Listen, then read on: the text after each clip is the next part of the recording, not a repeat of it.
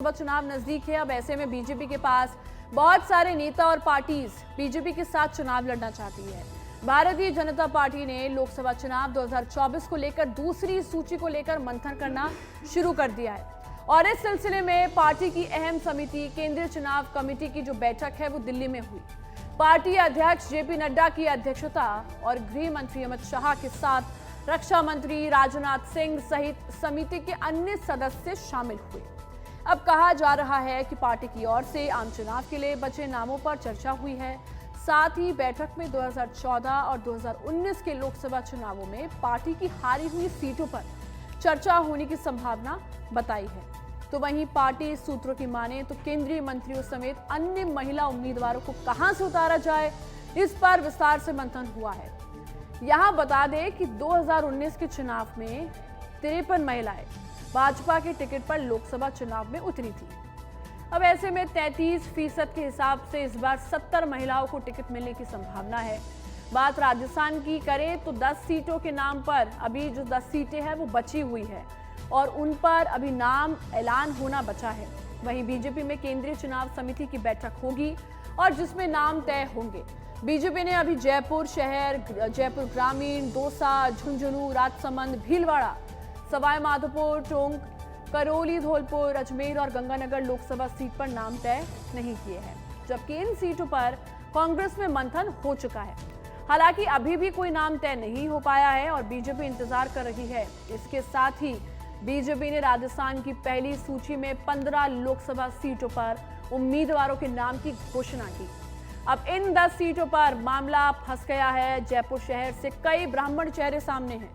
इनमें घनश्याम तिवारी, प्रोफेसर प्रकाश शर्मा समेत कुछ नए चेहरे भी हो सकते हैं। तो जयपुर ग्रामीण से श्रवण सिंह बागड़ी, राखी राठौड़ का नाम सामने है।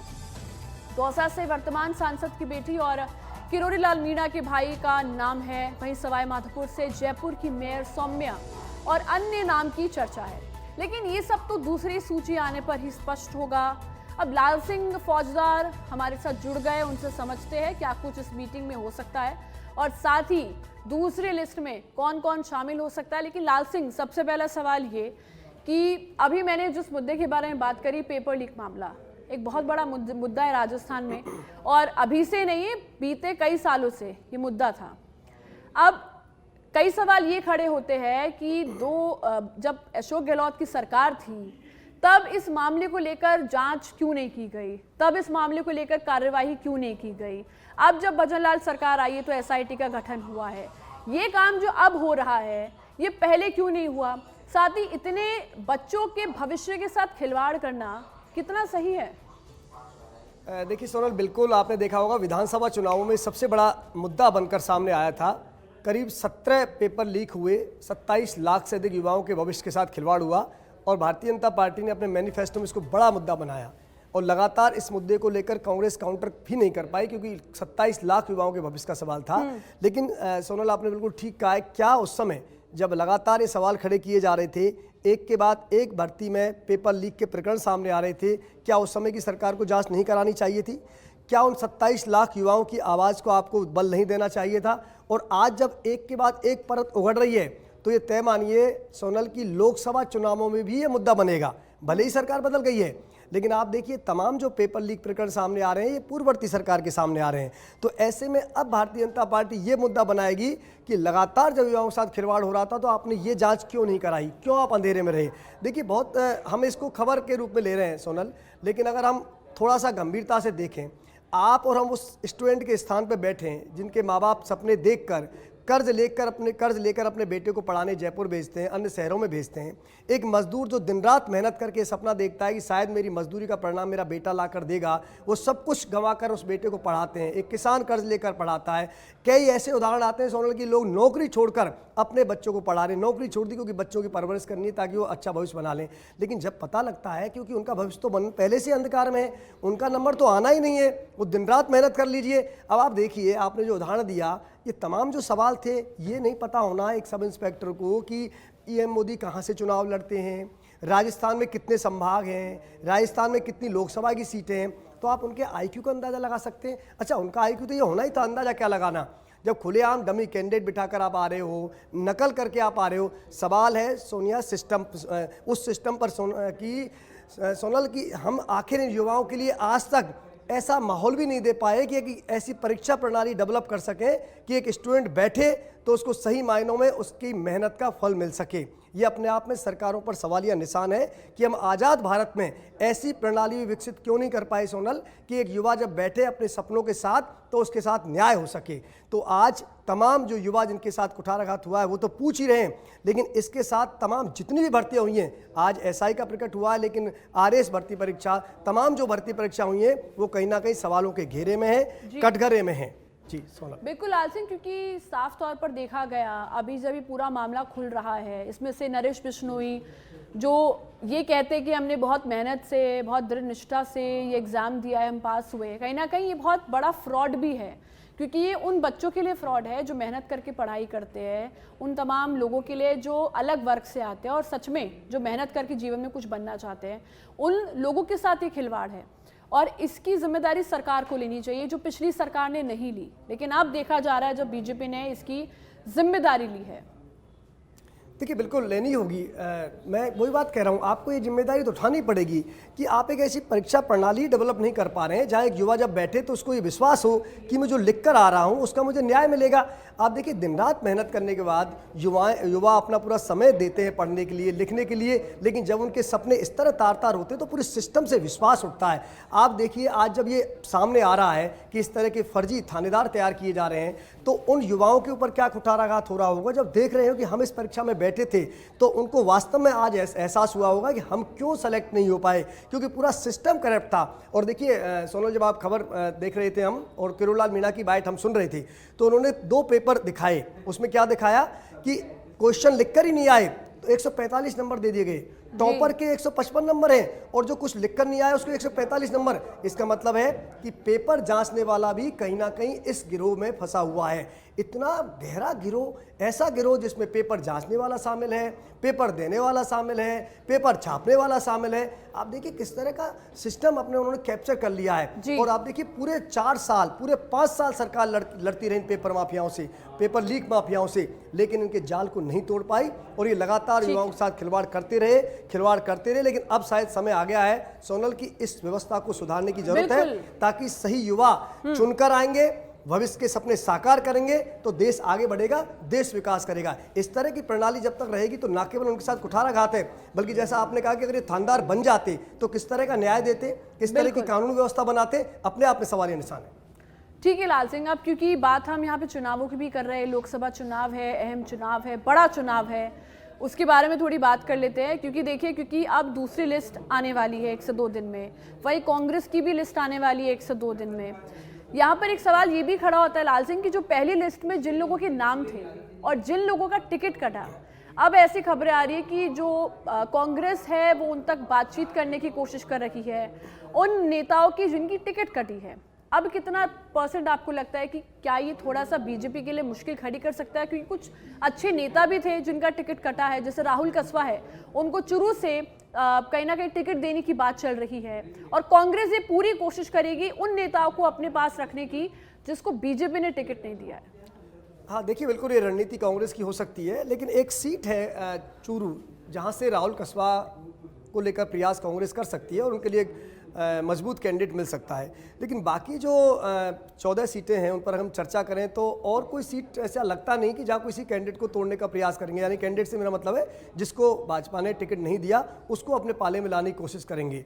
चूँकि उदयपुर की आप बात कर लो, वहाँ ऐसी संभावना है नहीं, चुनीलाल गरासिया को राज्यसभा का सदस्य बना दिया है, ऐसे में वहाँ बगावत की संभावना 0 है। इसके साथ ही आप महेंद्र सिंह मालवीय वाली सीट की बात कर सकते हैं, वहाँ भी संभावना कम नज़र आ रही है। कनकमल कटारा को तोड़ना आसान नहीं रहेगा क्योंकि पार्टी विचारधारा जुड़े हुए हैं। हाँ, पार्टी कोशिश जरूर कर रही है कि ऐसे जो टिकट काटे गए हैं, करीब 7 टिकट जो बदले गए हैं, वहाँ उन प्रत्याशियों से जो पहले उन्होंने चुनाव लड़ाया उनसे संपर्क किया जाए। लेकिन राहुल कसवा के अलावा मुझे और कोई चेहरा नज़र नहीं आ रहा। लेकिन राहुल कसवा को लेकर भी आज जब कृष्णा पूनिया से मीडिया ने सवाल किया था तो उन्होंने कहा कि ऐसी मुझे कोई जानकारी नहीं है।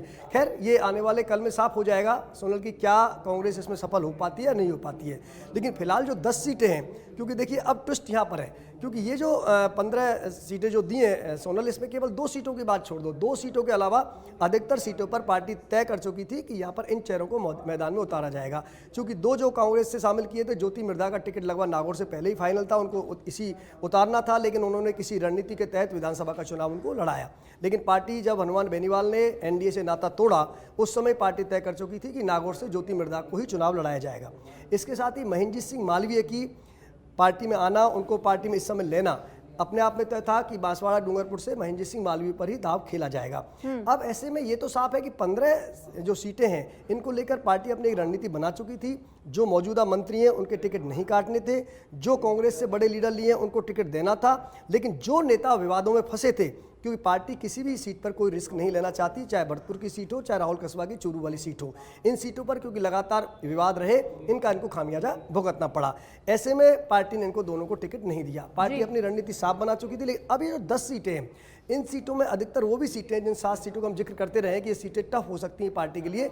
तो ऐसे में पार्टी यहाँ फूंक फूंक कर कदम रख रही है, और कोशिश ये भी है पार्टी की कि कांग्रेस की अगर पहली सूची आती है और उस पहली सूची में अगर इन सीटों पर अगर प्रत्याशी घोषित हो सकते हैं, तो उसके काउंटर में पार्टी जातीय समीकरण और क्षेत्रीय समीकरण को ध्यान में रखते हुए अपने प्रत्याशी घोषित कर सकती है। लेकिन हाँ, ये तय है कि लगभग सभी 10 सीटों पर प्रत्याशी बदले जाएंगे, क्योंकि बाकी जो 3 सीटें वहाँ तो नए उतारने तय ही हैं। राजसमंद में क्योंकि दिया कुमारी चुनाव जीत गई हैं, वहाँ पर नया उतारा जाएगा।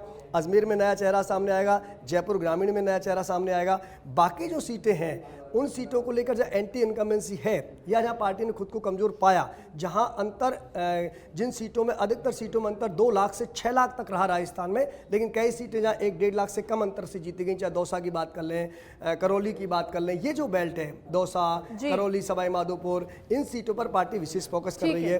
तो ऐसे में यहाँ करीब करीब चेहरे बदले जाएंगे। अच्छा लाल सिंह, क्योंकि यहाँ पर एक सवाल और खड़ा होता है, और वो ये है कि आप क्योंकि फील्ड पे रहते हैं, आपने लगातार कई आपने जगह कवर करी, आपने बातचीत भी कई बड़े नेताओं से। अगर हम बीजेपी की बात करें, राजस्थान में जो अभी 10 और सीटें हैं जिनका ऐलान होना है, आपको क्या लगता है कि बीजेपी के लिए थोड़ी सी जहां पर मुश्किलात पैदा हो सकती है, वो कौन सी सीट है? क्योंकि नए लोगों को यहाँ मौका मिला है, और जब नए लोगों को मौका मिलता है लाल सिंह, तो उस क्षेत्र तक लोगों तक पहुँचने के लिए समय लगता है, और इसलिए शायद लिस्ट का पहले ही ऐलान कर दिया ताकि जो प्रत्याशी है वो कहीं ना कहीं उन लोगों से बातचीत करे, उनके बीच कंफर्टेबल हो जाए। लेकिन क्या नए चेहरे उतारने से थोड़ा सा एक ड्रॉबैक माना जा सकता है बीजेपी के लिए? देखिए सोनल, इसमें समझना होगा, क्योंकि मैं आपको ये कह रहा हूँ लगातार कि 2019 की तस्वीर को आप देखिए, पार्टी ने बिल्कुल नहीं सोचा, अधिकतर चेहरों को रिपीट कर दिया, क्योंकि उस वक्त मोदी लहर थी और पार्टी को इस बात का पता था फेडरल तरीके से चुनाव हिंदुस्तान में हुआ, और जिसका फायदा ये हुआ कि लोगों ने अपने कैंडिडेट को देखा ही नहीं, मोदी के नाम पर वोट डाले, कमल के नाम पर वोट डाले। अब चूंकि पार्टी इस बार कोई रिस्क नहीं लेना चाहती, उसकी वजह यह कि पार्टी ने एक अपना टारगेट बढ़ा रखा है। 370 प्लस का नारा दिया है बीजेपी ने, और 400 प्लस का नारा दिया है एनडीए को लेकर। ऐसे में पार्टी एक एक सीट पर समीकरण बैठा रही है, चाहे वो जातीय समीकरण हो, क्षेत्रीय समीकरण हो, चाहे जो मौजूदा सांसद है उसको लेकर किस तरह एंटी इनकम्बेंसी है, कितनी एंटी इनकम्बेंसी है, उसकी जगह अगर टिकट काटी जाए तो वो 3 चेहरे कौन से हो सकते हैं बीजेपी को जिनको टिकट दिया जाए। और यही नहीं, पार्टी ये भी तैयारी कर रही है अगर उन 3 चेहरों से मजबूत चेहरा कोई दूसरी पार्टी में है और वो अपनी पार्टी में शामिल हो सकता है, तो उस पर दाव खेला जाए। यानी कि एक सीट को लेकर पार्टी पूरी तरह से गंभीर है। आपने जिक्र किया कि किन सीटों को लेकर, मैंने कहा 10 सीटें सोनल वो सीटें हैं जहाँ पार्टी एक सीट को बहुत ही माइन्यूटली ध्यान रखेगी, गंभीरता से विचार कर रही है। अब जैसे करौली धौलपुर की हम बात कर लें, यहाँ मनोज राजौरिया को लेकर इस तरह की आवाज़ें लंबे समय से आ रही थी, शायद इनका टिकट बदला जा सकता है, एंटी इनकम्बेंसी भी थी, कुछ नए चेहरों की तलाश हो सकती है। तो यहाँ पर कुछ चेहरे जो नाम आ सकते हैं, उसमें हटीराम ठेकेदार है, प्रेम सिंह मेहरा है, विवेक जाटव है, मधुसूदन, इनका नाम चर्चाओं में है। जयपुर ग्रामीण चूँकि राजवर्धन सिंह राठौड़ मंत्री बन चुके हैं, यहाँ पर नया चेहरा आना ही था, लाजमी है। अब इस सीट को लेकर पार्टी मंथन इस लिहाज से कर रही है, हालांकि ये सीट वैसे कोई राजपूत सीट नहीं रही है, अगर इसका पिछला इतिहास हम देखेंगे तो जयपुर ग्रामीण राजपूत सीट नहीं रही है, लेकिन लगातार क्योंकि राजवर्धन सिंह यहाँ से चुनाव जीतते आ रहे हैं, तो ऐसे में पार्टी क्या राजपूत चेहरे पर दाव खेलेगी, या फिर क्योंकि ये जाट बाहुल सीट है तो जाट चेहरों को यहाँ उतारा जा सकता है। ये दोनों पर मंथन चिंतन कर रहा है। अगर मान लो राजपूत चेहरों की हम बात करते हैं तो यहाँ पे राव राजेंद्र सिंह का नाम है, श्रवण सिंह बागड़ी का नाम है, और इस तरह और भी कई नाम है राजपूत चेहरों में। लेकिन अगर जाट चेहरे पर अगर दाव चला जाता है तो नेता, पूर्व नेता प्रतिपक्ष रहे हैं, उपनेता प्रतिपक्ष रहे हैं, सतीश पूनिया एक बड़ा नाम हो सकता है उनका, उन पर दाव खेला जा सकता है। इसके साथ ही राजसमंद की बात करें, क्योंकि वहाँ से जो दिया कुमारी सांसद रही हैं, अब वो चूंकि मंत्री बन चुकी हैं यहाँ पर भी, लेकिन हाँ यहाँ राजपूत चेहरे पर दाव खेला जाएगा। जिस तरह का इस क्षेत्र को लेकर पार्टी ने अध्ययन किया है, पाया है, तो यहाँ अधिकतर संभावना ये है किसी राजपूत चेहरे को ही मैदान में उतारा जा सकता है। यहाँ राजेंद्र राठौड़ का नाम बहुत तेज़ी से, अगर मान लो राजेंद्र राठौड़ सतीश पूनिया को टिकट दिया जाता है तो राजेंद्र राठौड़ को पहली प्राथमिकता राजसमंद से दी जा सकती है। इसके साथ ही केवी सिंह का नाम भी वहाँ पर चर्चाओं में, उनके नाम पर भी मोहर लग सकती है। ठीक है जी, बिल्कुल लाल सिंह, क्योंकि वो नाम आप बता रहे हैं जो अलग अलग क्षेत्र से, जहाँ पर क्योंकि देखिए जाति समीकरण हमने पहले भी बात करी थी, बड़ा कहीं ना कहीं फैक्टर है राजस्थान पे जिसके दम पर चुनाव लड़े जाते हैं, जाति समीकरण। लेकिन अगर एक सवाल और यहाँ पर आता है, अगर हम बात करें पूरी नेशनल उसकी, तो बीजेपी के लिए दक्षिण थोड़ी सी मुश्किलें यहाँ पर बीजेपी के लिए पैदा हो सकती है। लेकिन कहीं ना कहीं पीएम मोदी ने कोशिश की है तेलंगाना जाकर, आंध्र प्रदेश जाकर, जहाँ पर लोगों के बीच उन्होंने संबोधन किया, कई करोड़ों की परियोजनाओं की सौगातें दी। ये तो सब हो गया, लेकिन अगर देखा जाए क्या वहाँ के लोग समझ पाएंगे, क्या वहाँ के लोगों का जो एक मेंटल जो बदलाव होता है, क्योंकि क्या होता है कई बार बहुत पुराने समय से जब कई लोग कांग्रेस को वोट देते आते हैं, उनका एक दिमाग में वही बैठ जाता है कि कांग्रेस को वोट देना है। वो दिमाग का एक स्ट्रॉन्ग पॉइंट तोड़ना मुश्किल हो जाता है लाल सिंह। क्या उसको बीजेपी इस बार तोड़ पाएगी? वही बंगाल का भी ये बड़ा फैक्टर है, क्योंकि बहुत पुराने लोग वहाँ रहते हैं और पीढ़ी दर पीढ़ी वो एक ही पार्टी को वोट देते हैं। तो बीजेपी के लिए कितना स्ट्रॉन्ग चैलेंज ये हो सकता है? देखिए सोनल, बिल्कुल आपने ठीक कहा है कि इन जो दक्षिण के राज्यों की आपने बात की है और साथ ही बंगाल को जो जिक्र किया है आपने, चूँकि यहाँ पर पार्टी के लिए कांग्रेस नहीं, इसके साथ साथ जो क्षेत्रीय पार्टी हैं, जो वहाँ के क्षेत्रीय छत्रप हैं, वो बहुत ज़्यादा मजबूत स्थिति में है और उनसे पार्टी को लड़ना है या उनको तोड़ना है। जैसे अभी बीजेडी से गठबंधन की चर्चा चल रही है पार्टी की, चूँकि इस बार जो लोकसभा चुनाव में कर्नाटक को जो खोया पार्टी ने, उसका बड़ा नुकसान उठाना पड़ा, क्योंकि कर्नाटक द्वार है दक्षिण भारत का और वो पार्टी के भाजपा के पास था। लेकिन विधानसभा चुनावों में वहाँ भाजपा को हार का सामना करना पड़ा और कांग्रेस ने जीत दर्ज की। ये एक बड़ा लॉस मैं कह सकता हूँ भाजपा के लिए। अब ऐसे में एक तो आपने कर्नाटक को खोया है और आपको दक्षिण भारत में और अधिक सीटों को पाना है, तो आपके सामने दोहरी चुनौती है। अब ये ठीक है, आपने कहा चूँकि कई बार लहर का असर इधर नहीं होता। 2019 में हमने कई देखा, मैंने 4 राज्यों का जिक्र आपको किया था, करीब 100 से अधिक सीटें आती हैं, लेकिन बीजेपी के पास केवल 4 सीटें वहाँ पर हैं। वहाँ बहुत मेहनत पार्टी को करनी पड़ेगी। पार्टी अब इसमें एक अलग रणनीति के तहत काम कर रही है कि 2014 का एनालिसिस किया, 2019 का एनालिसिस किया। इस आधार पर पार्टी ने बंगाल के लिए अलग रणनीति बनाई है सोनल, महाराष्ट्र के लिए अलग रणनीति बनाई है और दक्षिण के जो राज्य हैं, खासकर जो मैंने आपको जिक्र किया, आंध्र प्रदेश है, तेलंगाना है, तमिलनाडु है। लाल सिंह, यहाँ बीच में मैं एक चीज ऐड करना चाहूंगी, संदेश खाली एक बड़ा मुद्दा रहा बंगाल में, पश्चिम बंगाल में, और उसको कहीं ना कहीं बीजेपी कोशिश करेगी उस मुद्दे को भुनाने की, क्योंकि बड़ा चुनावी मुद्दा है। संदेश खाली में जो कुछ भी हुआ महिलाओं के साथ, पीएम मोदी वहां गए, महिलाओं से संवाद किया, बातचीत की, हजारों महिलाओं के बीच बैठे वो, ये एक बड़ा कहीं ना कहीं आप मान सकते एक बड़ा मुद्दा बीजेपी के लिए भी हो सकता है। देखिए बिल्कुल बड़ा मुद्दा रहेगा और पश्चिम बंगाल में विधानसभा चुनाव में पार्टी ने यही मुद्दा चलाया था, लोकसभा चुनाव में यही मुद्दा रहा। मतलब यही मुद्दे से तात्पर्य महिलाओं के प्रति अत्याचार की घटना है, जबरन मकानों पर कब्जा करने की घटना है, जबरन धर्मांतरण की घटना है। चूँकि वहाँ जो भौगोलिक स्थिति है वो कहीं ना कहीं जो पलायन करके आने वाले जो लोग हैं, बंगाल से जो आते हैं, आपके बांग्लादेश से जो आते हैं बंगाल में, वो लोग कहीं ना कहीं वहाँ एक प्रॉब्लम क्रिएट कर रहे हैं, भौगोलिक समीकरण वहाँ बदल रहे हैं। और संदेश खाली का क्योंकि ठीक इस समय हुआ है प्रकरण और वहाँ महिला ने जो आप बीती बताई है, आप देखिए लगातार बंगाल से इस तरह की आवाज़ें आ रही हैं। जो वहाँ का स्थानीय नेतृत्व है, भाजपा के जो स्थानीय कमेटियाँ हैं, वो क्या कह रहे हैं कि यहाँ पर राष्ट्रपति शासन लगा दिया जाए।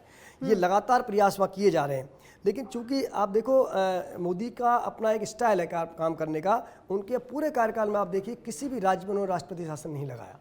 तमाम वो कहते हैं कि जनता खुद लगाएगी, यानी कि जनता के आशीर्वाद और जनता जनार्दन के आधार पर ही सत्ता परिवर्तन होना चाहिए।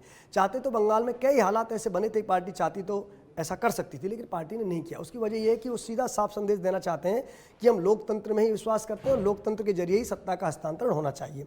अब चूंकि ये मुद्दा अगर वहाँ असर दिखाएगा तो देखिए महिलाओं का लगातार जो वोट परसेंटेज है सोनल, वो भाजपा के प्रति बढ़ता जा रहा है। बंगाल में भी यही हुआ है, अन्य राज्यों में भी यही हुआ है। अगर इसका असर रहता है, क्योंकि वहाँ टीएमसी काफ़ी मजबूत है और महिला मुख्यमंत्री होने के नाते महिलाओं उनका असर भी है, लेकिन ये कितना असर कर पाएगा ये चुनाव में पता लगेगा। लेकिन ये असर किया और महिलाओं की आवाज़ अगर एक आवाज़ बनकर पूरे बंगाल में फैली तो कहीं ना कहीं पार्टी को उसको बड़ा फायदा होगा। उसकी वजह यह है क्योंकि जो अधिकतर महिलाएं आती हैं, पहले भी जो पीड़ित महिलाएं थी वो दलित वर्ग से आती हैं, पिछड़े वर्ग से आती हैं, और